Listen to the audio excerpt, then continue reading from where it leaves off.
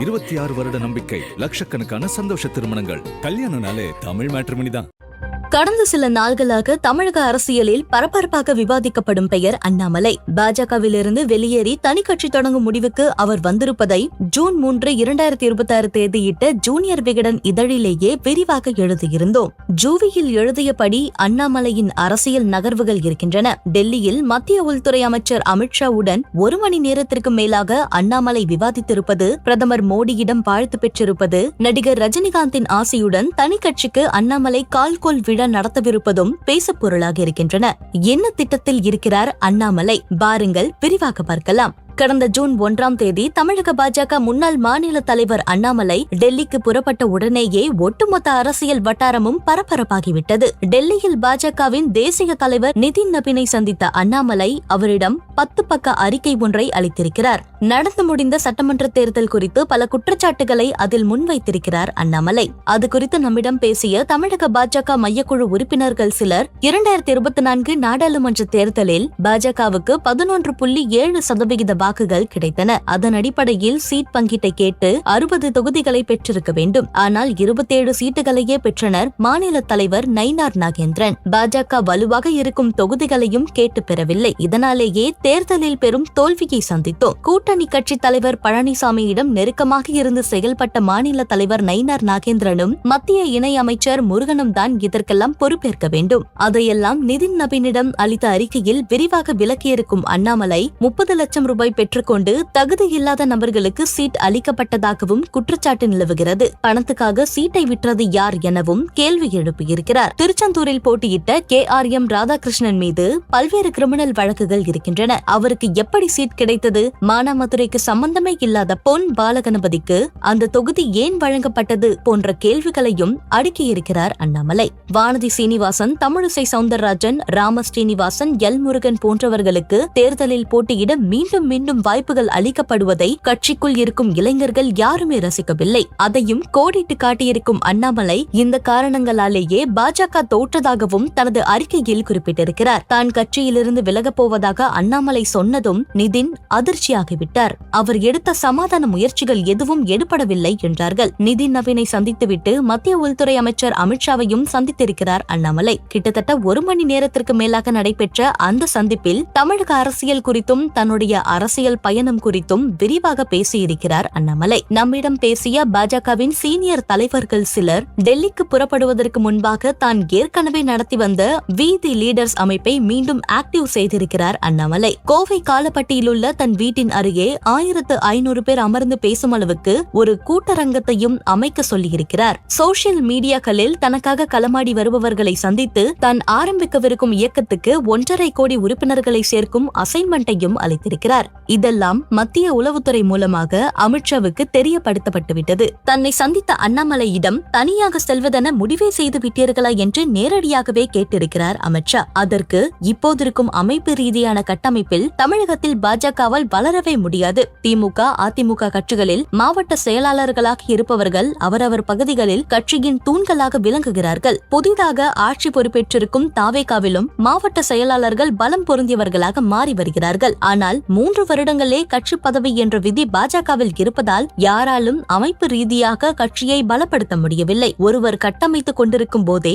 அவரை மாற்றிவிடுகிறோம். புதிதாக வருபவர் தன் இஷ்டப்படி சில மாற்றங்களை செய்கிறார். அது பலனளிப்பதில்லை. தவிர தமிழகத்தின் தேவைகளும் அடிப்படை உணர்வுகளும் டெல்லிக்கு புரிவதில்லை. மாநில தலைவரில் தொடங்கி மாவட்ட தலைவர் வரை யாரையும் 10 வருடங்களுக்கு மாற்றக்கூடாது. அதை செய்வதற்கு நம் கட்சி விதி இடம் கொடுக்காது. பிறகு எப்படி கட்சி வளரும்? நான் எப்படி இருக்க முடியும் என கேள்வி எழுப்பியிருக்கிறார். நடந்து முடிந்த சட்டமன்ற தேர்தல் தமிழக அரசியல் களத்தையே புரட்டி போட்டுவிட்டது. கொள்கை, கோட்பாடு, சித்தாந்தம் எதுவுமே இப்போதிருக்கும் இளைய தலைமுறையினருக்கு தேவைப்படவில்லை. அதெல்லாம் இல்லாத விஜய்க்கு இளைஞர்கள் பெருவாரியாக வாக்களித்திருக்கிறார்கள். ஈர்ப்பும் போராட்ட குணமும் உள்ள தலைவரை மக்கள் விரும்புகிறார்கள். அதிரடி அரசியலை ரசிக்கிறார்கள். அதெல்லாம் பாஜகவில் இருந்து கொண்டே என்னால் செய்ய முடியாது என்று அண்ணாமலை பேச அமைதியாக கேட்டுக்கொண்டிருந்திருக்கிறார் அமித்ஷா. தொடர்ந்து பேசிய அண்ணாமலை, மத்தியில் இருப்பவர்களை எதிர்த்துதான் தமிழக அரசியல் இத்தனை இத்தனை ஆண்டுகளும் நகர்ந்து கொண்டிருக்கின்றது. எனக்கு மாநில தலைவர் பதவியை நீங்கள் அளித்தாலும் விஜய்க்கு எதிராக என்னால் என்ன பேச முடியும்? அண்ணாமலை ஒரு சங்கி என்று விமர்சித்து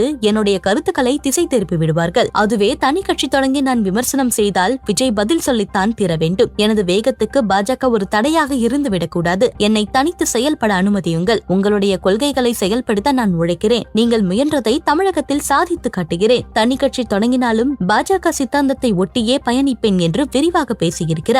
இந்த விவகாரத்தில் பிரதமர் மோடி தான் முடிவெடுக்க வேண்டும் என்பதால் டெல்லியிலேயே அண்ணாமலையை தங்க சொல்லிவிட்டார் அமித்ஷா. நயினாரையும் டெல்லிக்கு அழைத்து மந்திரித்திருக்கிறது பாஜக மேலிடம். 2029 ஒரே நாடு ஒரே தேர்தல் திட்டத்தை அமல்படுத்தவிருக்கிறது டெல்லி மேலிடம். அப்போது தமிழகத்துக்கு தேர்தல் வரலாம். அந்த தேர்தல் களம் உதய் வெர்சஸ் விஜய் வெர்சஸ் மலை என்று மும்முனை யுத்தமாகத்தான் இருக்க போகிறது. திராவிட சித்தாந்தம் உள்ளவர்கள் உதயநிதி பக்கம் சென்று விடுவார்கள். திமுகவை பிடிக்காதவர்களும் படித்த இளைஞர்களும் தன் பின்னால் வருவார்கள். தனக்கும் விஜய்க்கும் இடையேதான் கடும் போட்டி ஏற்படும் என்பதை கணக்கிட்டுதான் தனி கட்சி தொடங்கவிருக்கிறார் அண்ணாமலை என்றனர் விரிவாக. அண்ணாமலையின் தனி கட்சி திட்டத்திற்கு நடிகர் ரஜினிகாந்தின் முழு ஆசையும் இருப்பதாக கூறப்படுகிறது. அது குறித்து விவாதிக்கவே ஊட்டிக்கு ரஜினி சென்றதாக சொல்கிறார்கள் விவரம் அறிந்தவர்கள். இது குறித்து நம்மிடம் பேசிய ரஜினி நற்பணி மன்றத்தை சேர்ந்த முன்னாள் நிர்வாகிகள் சிலர், ரஜினிகாந்துக்கும் அண்ணாமலைக்கும் இடையேயான நட்பு இன்று நேற்று முளைத்ததல்ல. 2020 கட்சி தொடங்க ரஜினி திட்டமிட்ட போது இவரது கட்சியில் இணையத்தான் அண்ணாமலை விரும்பினார்.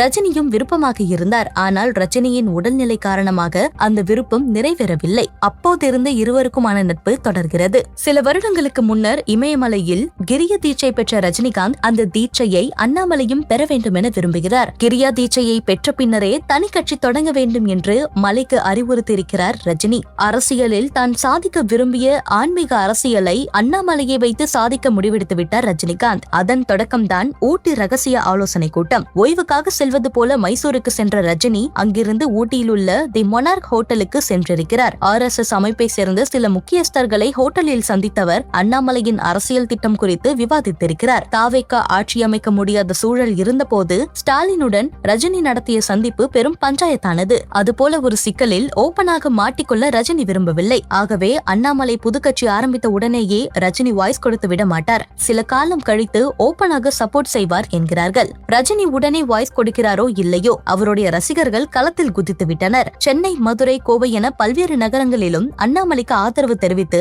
ரஜினியுடன் அண்ணாமலை இருக்கும் போஸ்டர்களை ஒட்டி வருகிறார்கள் ரஜினியின் ரசிகர்கள். இதற்கிடையே அமித்ஷாவின் சொல்படி டெல்லியிலேயே தங்கியிருந்த அண்ணாமலை தனது பிறந்த நாளுக்கு கூட தமிழகத்திற்கு திரும்பவில்லை. கடந்த ஜூன் 4ஆம் தேதி பிரதமர் மோடியை சந்தித்து பிறந்த நாள் வாழ்த்து பெற்ற அண்ணாமலை தன்னுடைய அரசியல் நிலைப்பாடு குறித்து பேசியதாக கூறப்படுகிறது. நம்மிடம் பேசிய அண்ணாமலைக்கு நெருக்கமான பாஜக சீனியர் ஒருவர் பிரதமரிடம் அடுத்த 10 ஆண்டுகளுக்கு தமிழக அரசியல் களம் எதை நோக்கி நகரும் என்பதை விளக்கியிருக்கிறார் அண்ணாமலை. அண்ணாமலையை தனித்து விட்டால்தான் ஆன்மீக அரசியலை வளர்க்க முடியும், தமிழகத்துக்கான புதிய அரசியல் பாதையை போட முடியும் என்று ரஜினி சொன்ன கருத்தை சீனியர்கள் பலரும் ஏற்றுக்கொண்டிருக்கிறார்கள். ஆனாலும் கூட அவரை விட்டுவிடக் கூடாது என்று RSS அமைப்பு விடாப்பிடியாக நிற்கிறது. ஒரு வருட காலமாக கட்சியில் எந்த பொறுப்பிலும் இல்லாமல் அமைதி காத்த அண்ணாமலை என் வழி தனி வழி என்று புறப்பட்டு விட்டார். அவருக்கு டெல்லியிலிருந்து முழுமையான சிக்னல் கிடைக்கும் பட்சத்தில் அண்ணாமலை தன்னுடைய இலக்கை நோக்கி எக்ஸ்பிரஸ் வேகத்தில் பயணிப்பார் என்றார். டெல்லியிலிருந்து சிக்னல் கிடைக்கிறதோ இல்லையோ தனி ரூட்டுக்கான அத்தனை ஏற்பாடுகளையும் செய்ய தொடங்கிவிட்டார் அண்ணாமலை. வரும் செப்டம்பர் 14ஆம் தேதி விநாயகர் சதுர்த்தி. அன்றைய தினம் தன்னுடைய புது கட்சியை தொடங்கும் திட்டத்திலும் இருக்கிறார். அதற்கான பூர்வாங்க வேலைகள் தடதடக்கின்றன. ரெடி ஸ்டார்ட் என்று டெல்லி சொல்லிவிட்டால் அண்ணாமலையின் ஆக்ஷன் ஆரம்பித்துவிடும். செப்டம்பர் 14ற்குள் பல அதிரடிகளை தமிழக அரசியல் சந்திக்கக்கூடும்.